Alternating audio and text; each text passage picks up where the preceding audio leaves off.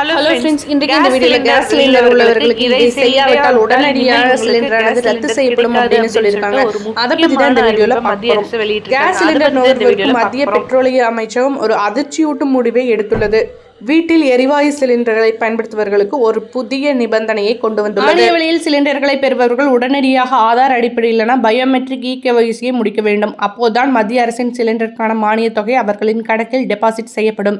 இல்லையெனில் அது டெபாசிட் செய்யப்படாது. ஏன் திடீரென இந்த ஆதார் அடிப்படையிலான பயோமெட்ரிக் இகேஒய்சியை கொண்டு வந்துள்ளது என்று நாம் யோசிக்கலாம். அனைத்து திட்டங்களும் முழுமையானதாகவும் எந்த ஓட்டைகளும் இல்லாமல் இருப்பதை உறுதி செய்ய மத்திய அரசு முயற்சிக்கின்றது.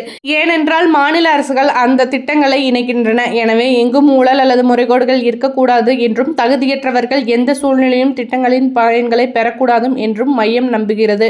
அதனால் இந்த முடிவு எடுக்கப்பட்டுள்ளது.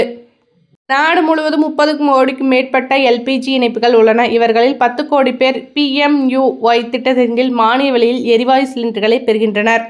இவர்கள் இகேஒய்சி அப்டேட் செய்யவில்லை என்றால் 8 to 9 சிலிண்டர்களுக்கு ஒரு சிலிண்டருக்கு 300 ரூபாய் மானியம் வழங்கப்படுகிறது. இது நிறுத்தப்படும் என அறிவிக்கப்பட்டுள்ளது.